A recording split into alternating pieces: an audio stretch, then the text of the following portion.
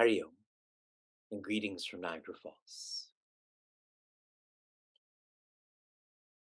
If you reflect on confusing periods of your lifetime, one of the most collectively confusing periods of our lifetimes has been during the lockdown. The lockdown due to the coronavirus. People were working from home, studying from home, and so on. This was confusing because we weren't used to this. During this period, our community became more active.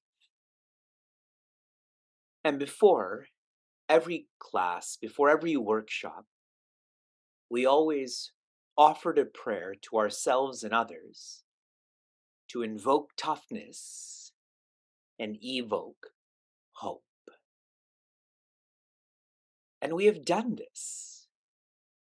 We have done this in a meaningful way. All of us are alive. We're relatively healthy.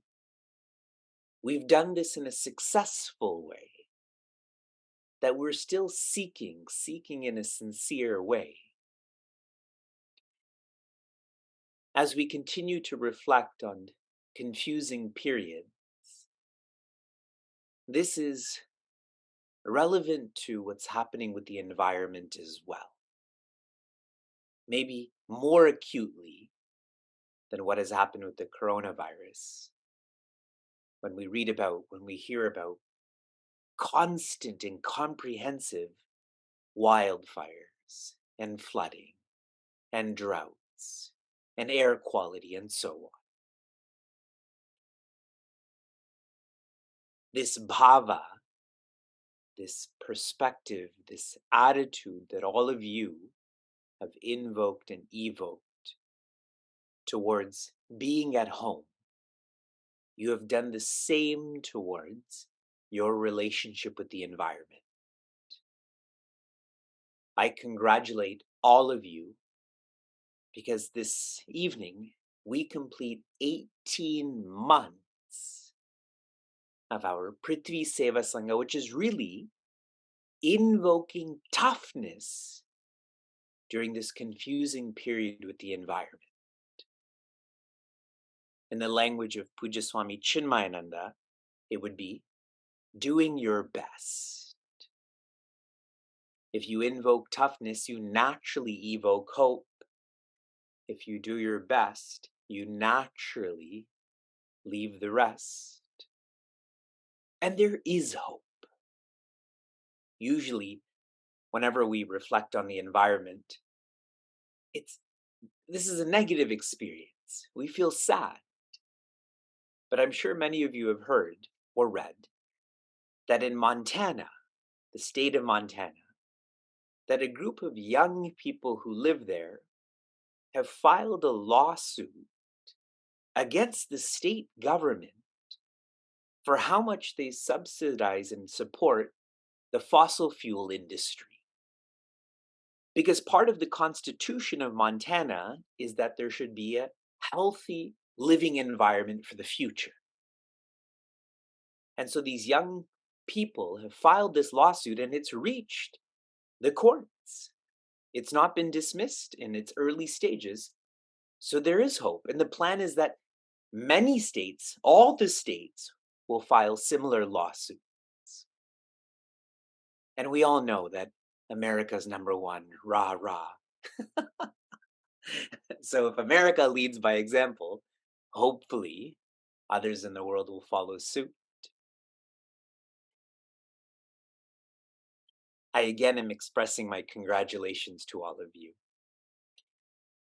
Over the past years, we have organized many challenges to inspire us to engage in sadhana, in disciplines, even more sincerely, like the High Five Challenge, like Living like Bhagwan Krishna Challenge. And these challenges have naturally evolved to becoming environmental challenges. This year, dedicated to Devi. Our Dedicated to Devi challenge is to be dedicated on a daily basis. By being dedicated to the earth on a monthly basis, attending this workshop and feeling good is not enough. Being dedicated to Devi on a weekly basis, that is the format for Prthvi Sevasanga. To learn, engage, support, transform, that's also not enough. Dedicated to Devi, any development happens on a daily basis. Our children, unfortunately, are intelligent in a rajasic and maybe tamasic way. They now tell me that their teeth are going to fall out anyways. Why brush their teeth?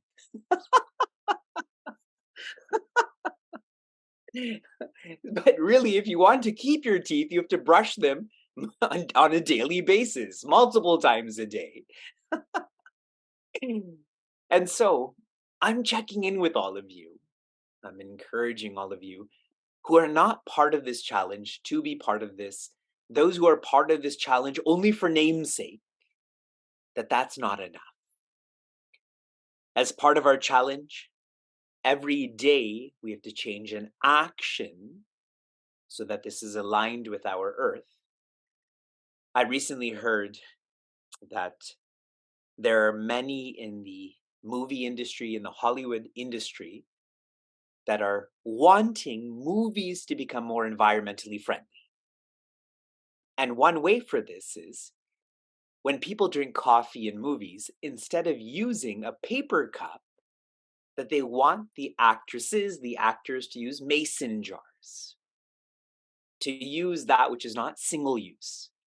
That's awesome that people are thinking at that level. That's that one action a day, correct?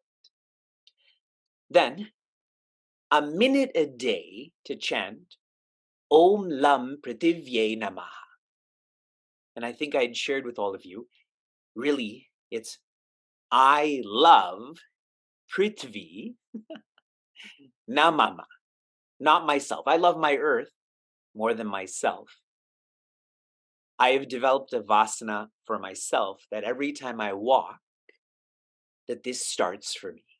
Om Lam Prithivye Namaha. Walking in the airport, walking to pick up our kids, walking wherever. And every day to offer $1 to protecting our earth through our awe charities, that's air, water, and earth.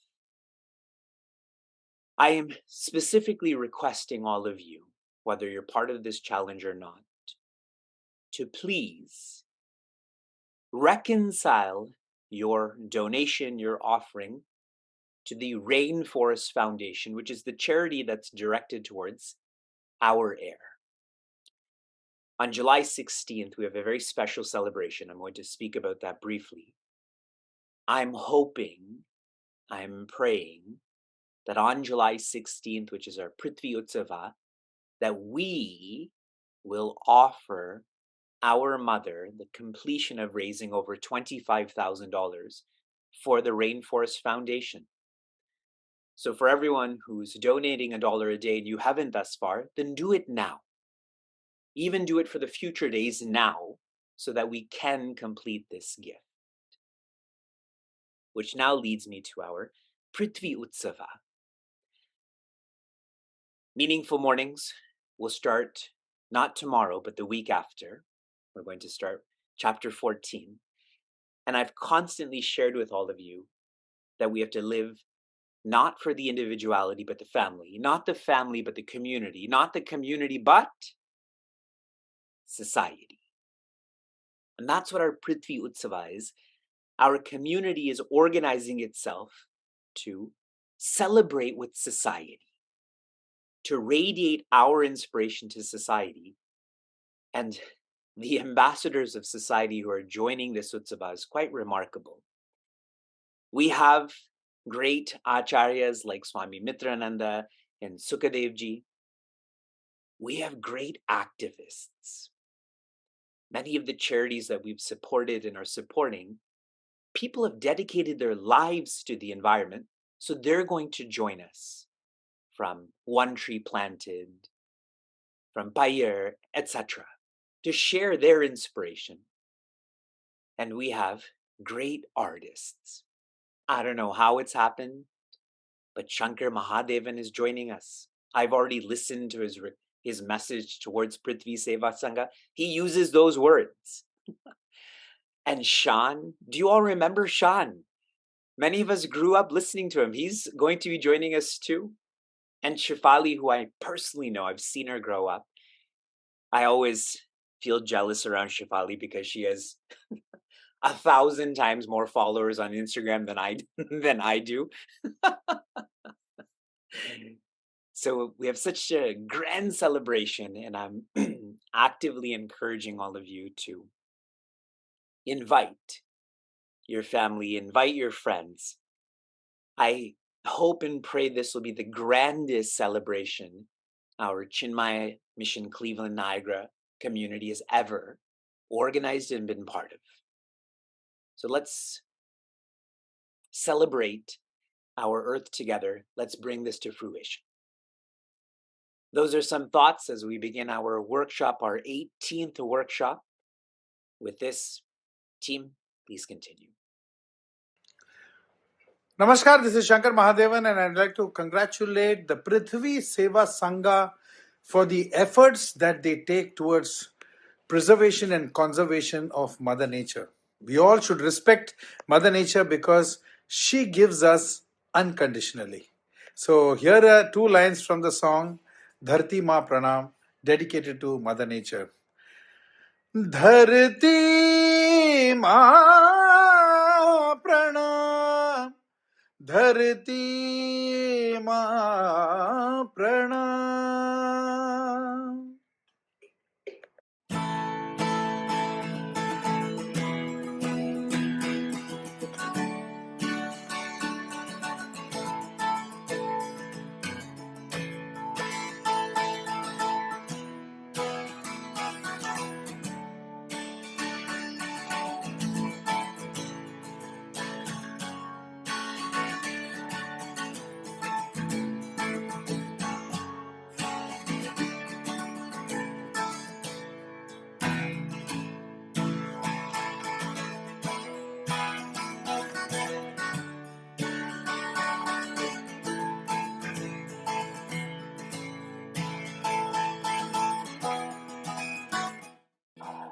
I'm making a change in my lifestyle to help the environment.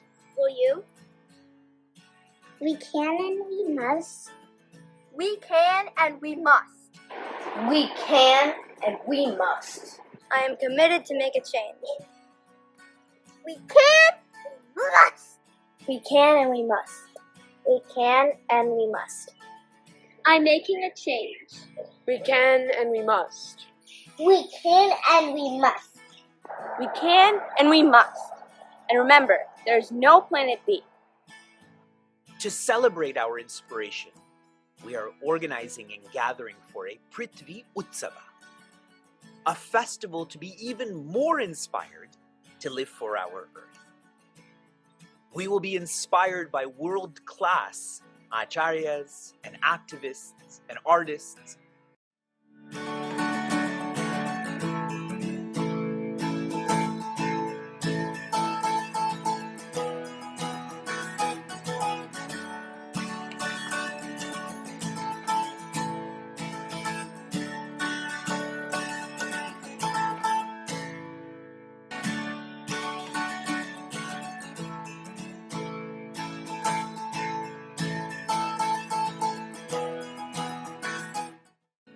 Please register for this celebration. Invite your family, your friends, and I'll see you soon. धरती माँ प्रणाम. So now we will actually move into our presentation. I'm happy to introduce Himali, which I think all of us know pretty well now. She's sort of been our Prithvi Mitra since the beginning. She started with us in February of 2022, and has presented on climate change, also recently the Guiding Nature workshop. So welcome, Himali. Looking forward to hearing from you today. Thank you, Rita. Thank you, Vivekji, and Hariom, everyone.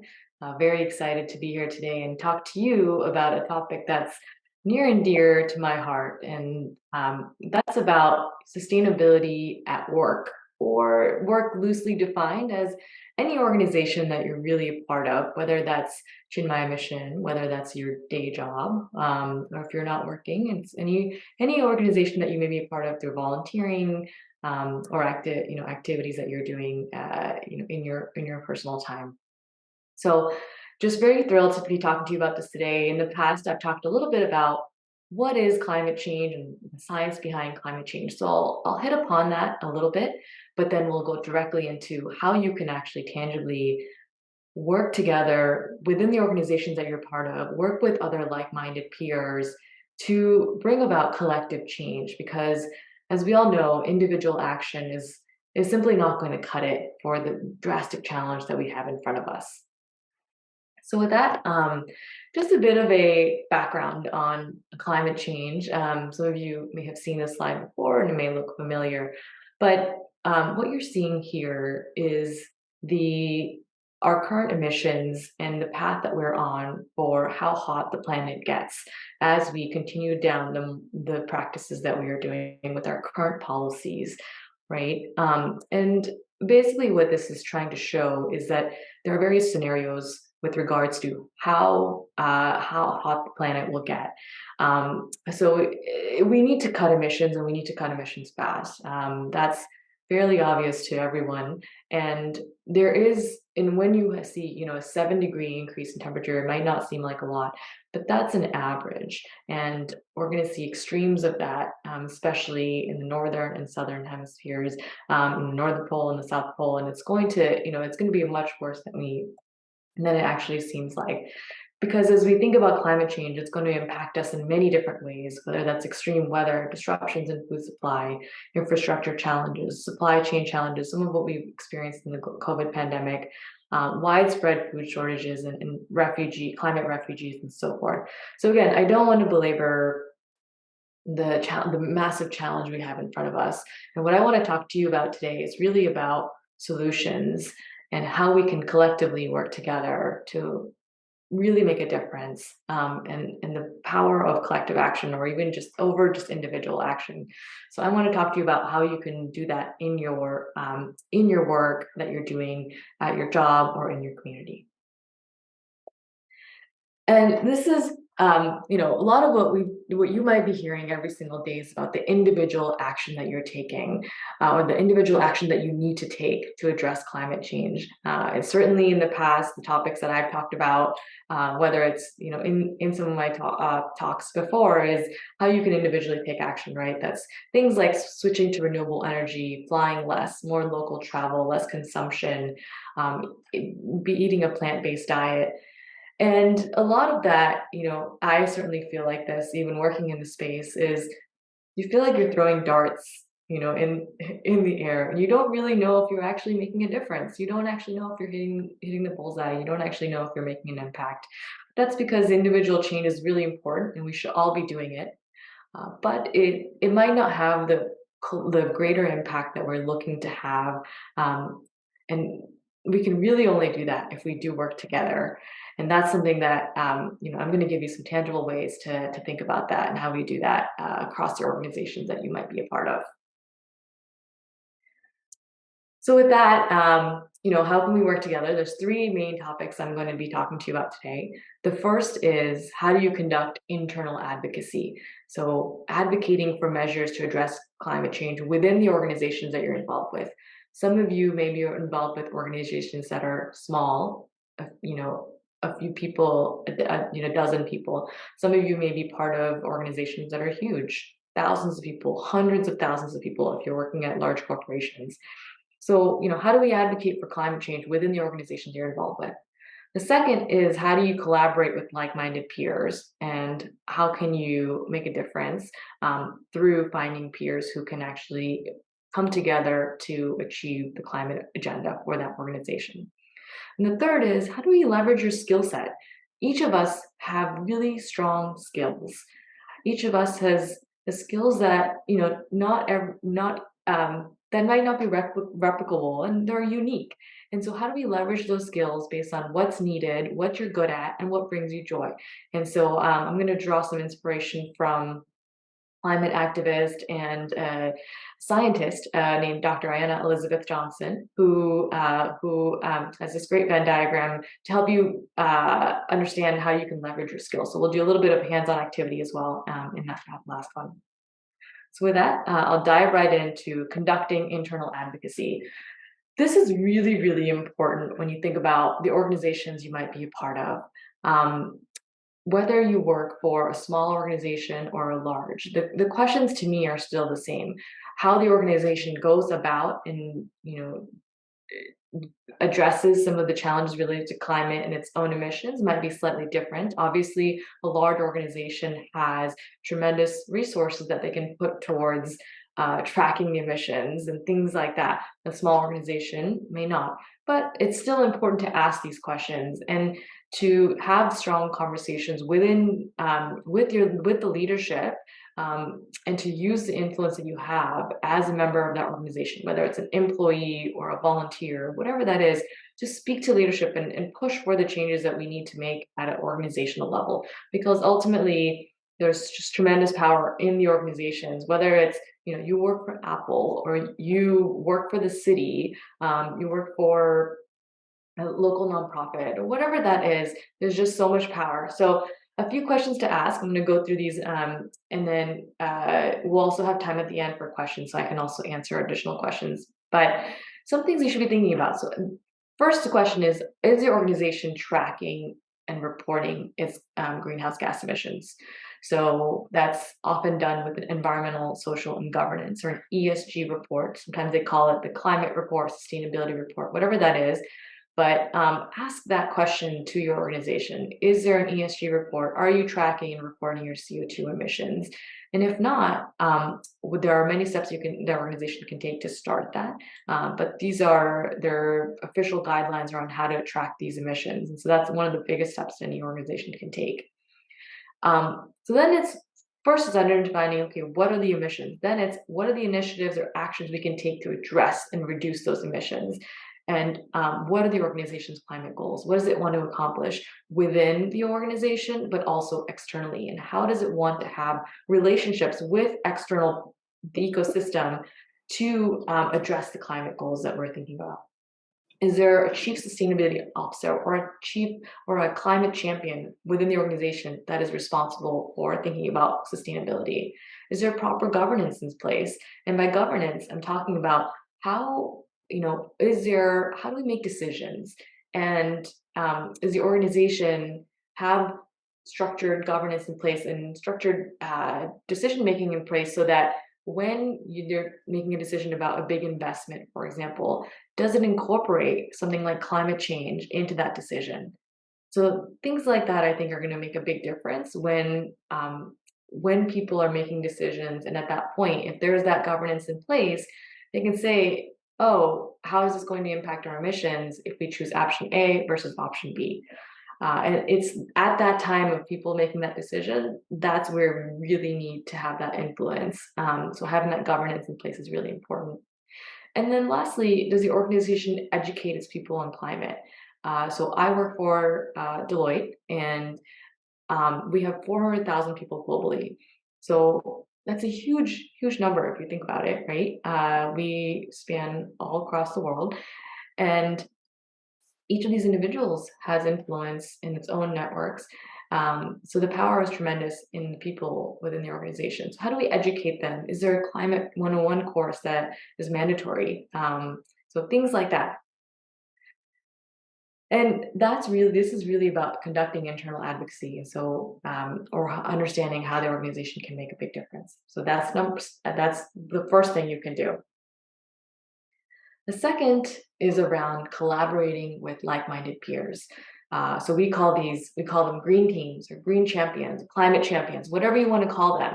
find like-minded peers within your organization. And the Prthvi Seva team is a great example of that within Chinmaya Mission Group. There's this group of groups of people who are like-minded. They are interested in addressing the climate crisis. And so finding these people who are interested in this and understanding how you can collectively work together to make an impact within your organization. So when I was a consultant, so now I'm internal in Deloitte, but I used to be on the client-facing side and I was a consultant. I actually started a green team in the Boston office. And since then, that green team that was, a few people who are interested in the same things I was, has now grown to 400 people nationally from all the different local offices across the country. So that's just an example of how this grassroots movement of individuals has grown so much that now the leadership of the organization is paying attention to this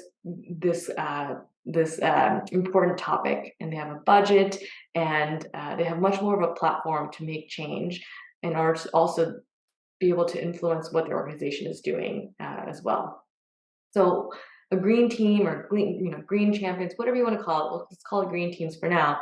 What can they do, right? So if you bring together your like-minded peers, there are things you can do, whether it's you're educating the organization, people, employees, your members on climate change. Are you going to create a climate 101 course? Are you going to bring in expert speakers? Can you create sustainability guides? Can you train yourself or others on climate-related skill sets? Maybe you just read your company's ESG report. Whatever it is, educate yourself on the organization and what they're doing, as well as what's happening in the climate space, and educate others as well. Then there's this whole idea around reduce emissions, reduce waste, and create initiatives to tackle these problems, consume less, recycle, upcycle. So that's all about, working together to do that.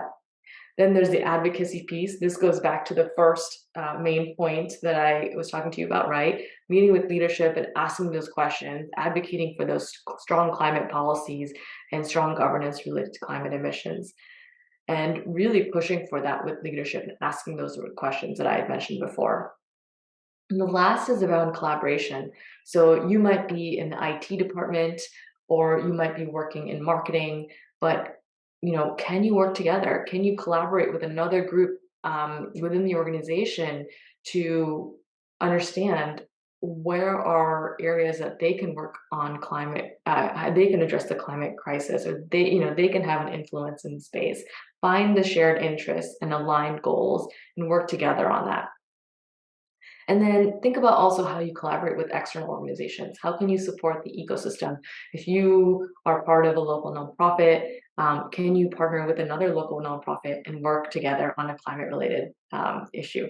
So these are just ideas. Again, the sky is the limit when it comes to what can a green team do, and it's really about, can you bring people together and work together to address the climate crisis in a number of different ways. So with that, I'm going to go to my last idea, and is around is really about understanding what your skill set is and leveraging your own skills. So I'm going to play a brief clip. This is a TED Talk by Dr. Ayanna Elizabeth Johnson. She's a scientist, marine biologist, now turned climate activist, who did this great TED Talk and created this Venn diagram. And that's because she had been, a lot of people would come to her and ask her, what can I do to help address the climate crisis, right? And so she, this is her answer through this TED Talk. So I will play that. It's about 3 minutes long, and then we'll go from there.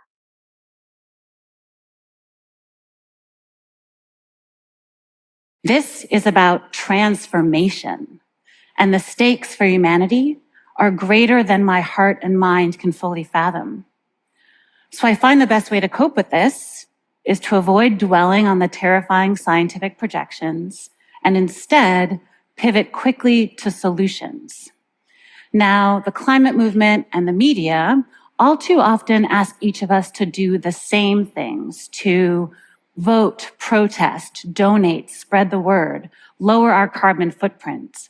That term, by the way, carbon footprint, was popularized by fossil fuel corporations in an attempt to put the blame on us as individuals.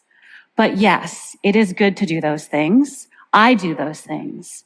However, all too rarely are we asked to contribute our special talents, our superpowers to climate solutions. And what a failing, for that would actually enable the radical changes we need. So, where do we each begin? Here's my best answer. A Venn diagram. The first circle is, what are you good at? What are your areas of expertise? What can you bring to the table? Think about your skills, resources, and networks. The second circle is, what is the work that needs doing? Are there particular climate and justice solutions that you're keen on? Think about systems level changes, things that can replicate or scale, things like composting initiatives, insulating buildings, restoring wetlands, getting climate candidates elected, and electrifying everything. There are heaps of options. The third Himali, circle is, what brings you joy? we can't see the video. We can hear the audio. Oh, okay. Let Yeah. me make sure that I'm sharing the correct screen. Apologies for that. All right, can you guys see? Or satisfaction? Things like composting initiatives, insulating buildings, restoring wetlands, getting climate candidates elected, and electrifying everything. There are heaps of options. The third circle is, what brings you joy or satisfaction? There is so much work to be done. Please do not choose something that makes you miserable. This is the long haul, so it's critical to avoid burnout. Choose things that enliven you. The goal is to be at the heart of this Venn diagram for as many minutes of your life as you can. If you're familiar with the Japanese concept of ikigai for finding your purpose, you can consider this a simplified, climate-focused version of that. Taking this approach will enable way more progress on climate solutions than if we each obsess about our individual footprints. For example, 9 months after being inspired when I took him to his first climate protest, Boris Kentov, a financial tech executive, launched a climate impact investing fund. And honestly, I don't care if Boris never goes to another protest again. Sarah Stillman, a journalist who covers systemic injustices in immigration and workers' rights, has started including a deep and nuanced climate context for these issues in her reporting. And my own mother, a retired English teacher, became a small but mighty part of getting fracking banned in New York State and is now mothering chickens and converting her lawn into a model for small-scale regenerative farming.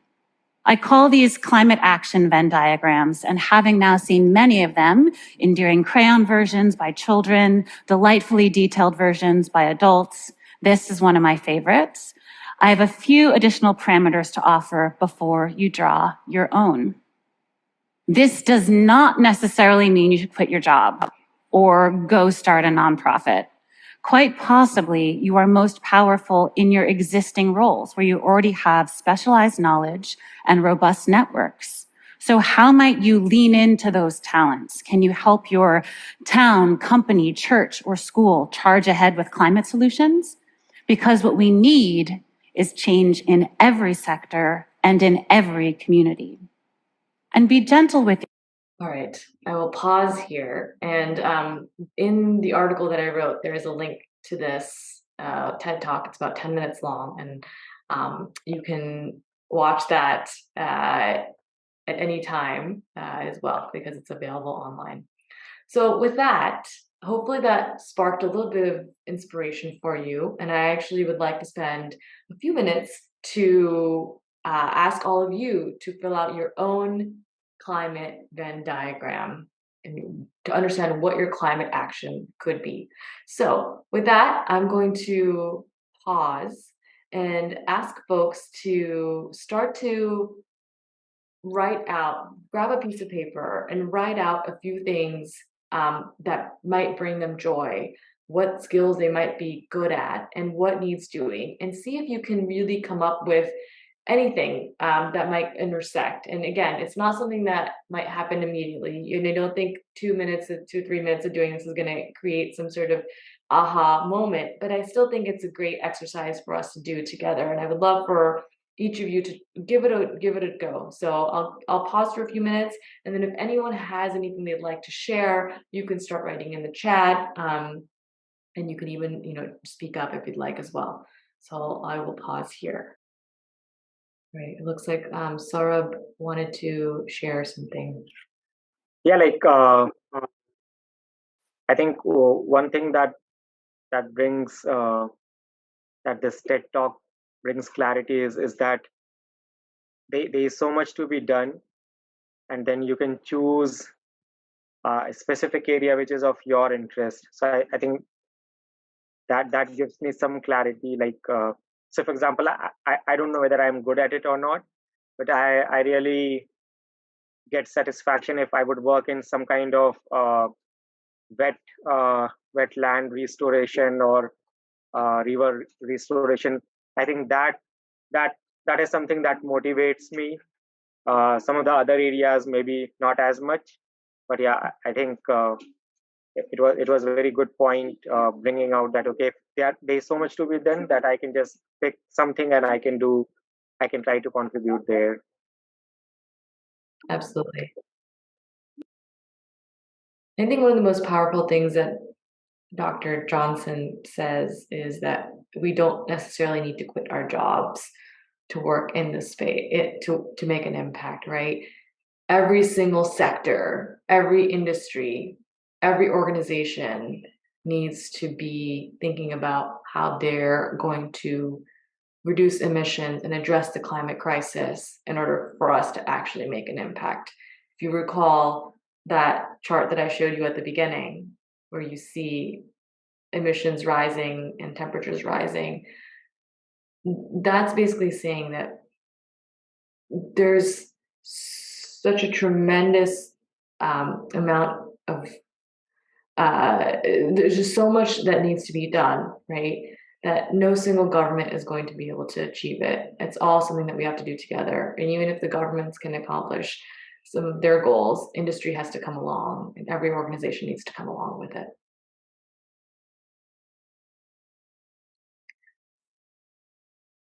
Anyone else would like to share? So Praveen, you had some, what brings you joy? Would you like to share?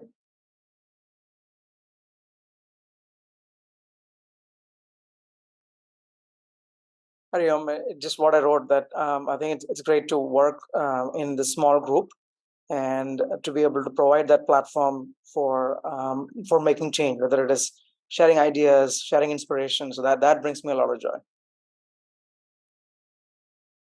That's great.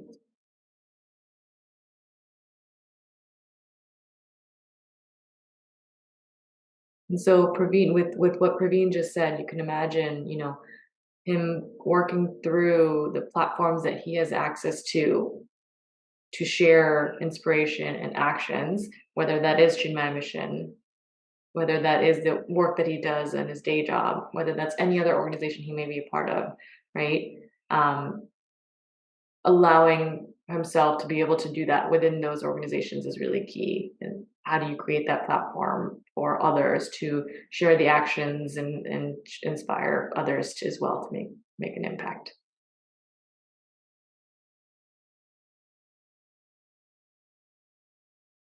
Juliet, you have a great point. What needs to be done? What needs doing? There's a really great resource called, I'm blanking on the name right now. I'll message it out in a few minutes when I remember it. But there's a website where you can actually see exactly what needs to be done across different industries in order to reduce our emissions. And so I'll link that over to you shortly so that you guys can have access. But everything from switching to renewable energy to composting to what needs to be done in the healthcare space if you work in healthcare. All of that is there. So I'll share some of that as well.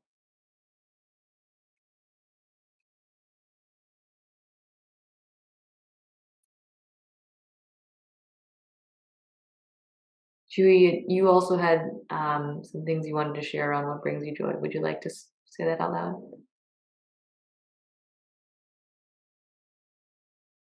Well, when I thought about it, but it felt like more personal action. Um, and then I was like, oh, it doesn't make that much difference. So those are sort of side thought, but as much as, oh, I don't have to cook a recipe that requires something that is not packaged well or things like that. That's sort of a simpler thing to do. Why add on to things? Yeah. But I think, anything that you enjoy doing, right? If you enjoy cooking, let's say that's your passion, you enjoy cooking outside of work. Um, think about how you could incorporate a climate lens into cooking. One area is to create really creative, delicious plant-based recipes and share that with your friends and family so that they eat more plant-based, right? That's just one example of something you might be able to do with something that you enjoy doing. Let's say you're really good at something more tangible. You're a graphic designer and you really enjoy, you're a really good designer. How do you leverage that for climate? So imagine being able to, again, with the organizations that you're part of, creating really powerful and inspiring imagery around climate and getting people inspired around that as well, and doing that within the organizations that you're a part of. So that's just another example of what you could do. There are so many different ways to do that. And so just think about what it is that you are good at, whether that's personally or professionally, and then link that up with what needs doing and what also brings you joy. So anyone else would like to share?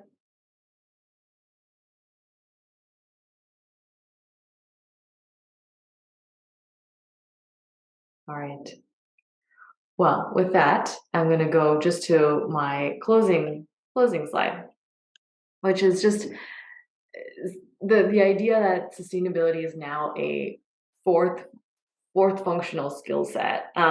This is basically saying that in addition to what kids are learning in math and science and English and reading, sustainability is going to be really important, and that we need to incorporate it into our daily life, and we need to think about it in every aspect of our life, our personal life, our work life, and all the work and everything that we do. And it's going to be really powerful for us to work together in order to fix that. We need to think about this at the systemic level.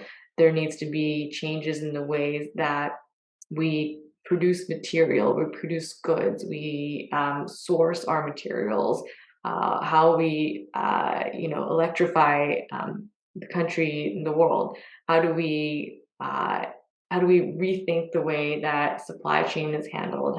So there's just in every aspect of society, how do we treat patients, in a way that is more sustainable? How do we go about doing everything that we do in a more sustainable way, because there's no other option. There is no planet B. And so I just want to leave you with that parting thought, is that how do we incorporate sustainability into everything, and how do we do it together? Because collectively we have so much more power. So with that, I will open it up to any Q&A and any other comments that you might have. Thank you, Himali. Thank you so much. This is really, really powerful. Similar to what you said about what was said in the video about that, really you could do this anywhere you are. You don't have to leave that space. But your last point about the fourth skill set, I've been reading and seeing this a lot with even just in local communities and then in schools, like it's teaching kids the really basic skills of like even sewing and fixing things, some very basic skills in terms of the R's of like repairing instead of just throwing things away. I don't know if that's something you've also seen or wanted to comment on. Yeah, absolutely. I think we live in a single-use society in a lot of ways, right? We buy it, something breaks down, and immediately your first thought is, let's throw this away and let's buy something new, right? And so I completely agree. I think from a young age, we need to be taught about how do we go about repairing something or upcycling it rather than just throwing it away. And that's, I think, super important. Um, the the concept of incorporating it at a very young age, I know in the US there used to be home ec classes, for example, right? I don't remember, I don't think I had them when I was, when I was young, but I also came to the US at a later age, so I'm not sure, maybe I missed it, but I don't know if those exist. So I'd be very curious to hear if anyone else has kids who've gone through home ec classes and if that's still a thing. But if not, that's a great example. If you're a teacher, bring back home ec classes, find ways to incorporate that into your teaching around recycling, reusing, upcycling, repairing, so that we're not always buying new things.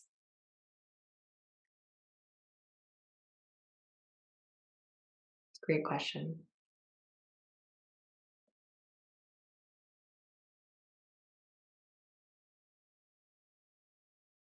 I want to ask the group here, have you, how many of you, or raise your hand, or maybe write in the chat, know if your organization, your job, particularly where you might be employed, has an ESG or sustainability report. And if you don't know, you can just say I don't know, and if you know, you can say yes they do or no they don't. Right. So before I go to the hand that's up,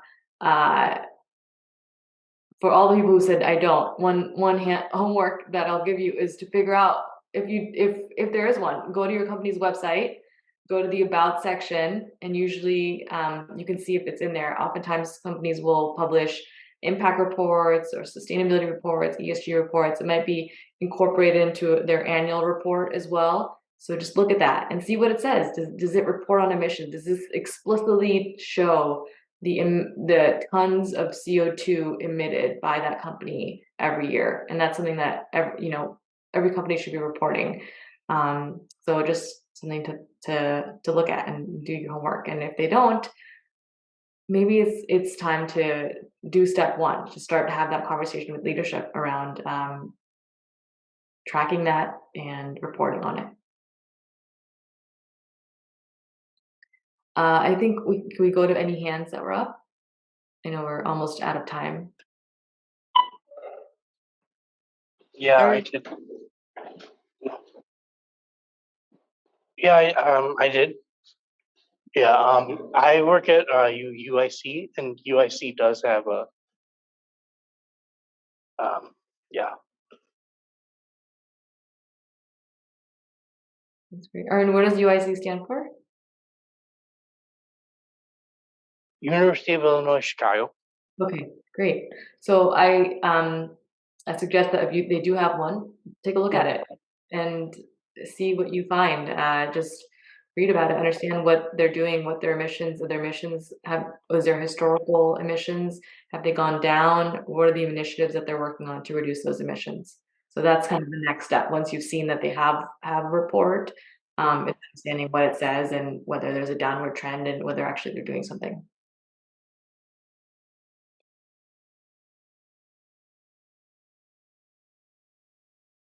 All right. Sudarshan. I've seen in colleges, including my own college, that there's usually this like divesting movement that people are saying like you should they're like they're taking it to the leads in the university that they shouldn't invest in fossil fuels. I was just wondering like how do you actually know, like, what is the authoritative information on whether the organization you're in or the college that you're in, what they're investing in, so that you can actually you actually know for sure whether they're like investing in fossil fuels and how you can go about making a change against that. Yeah. So I answer that in two ways. One is unless they report and are very transparent about what they're investing in, you probably won't know. You know, most universities have huge endowments that are the interest from which they use as their operating income, right, to fund the university for that year. And so unless they're very transparent about it, you likely don't know. And oftentimes you have to be on the boards of those endowments to really understand that. So one thing is you can actually advocate for transparency. The second is, you know, there is some controversy around divestment.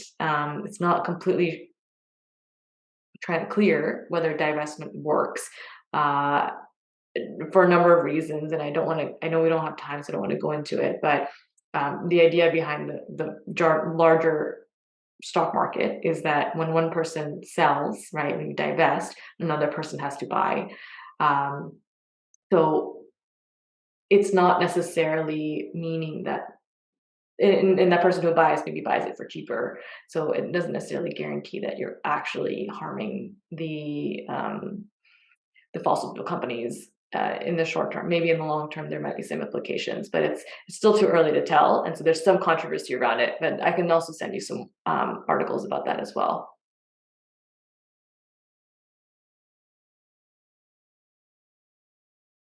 All right, Rita G, I'm going to hand it back to you. If there are no Thank you so much, Himali. This was wonderful. So definitely when you come back, I guess you can check and see if everyone's done their homework. So thank you everyone for joining us this evening.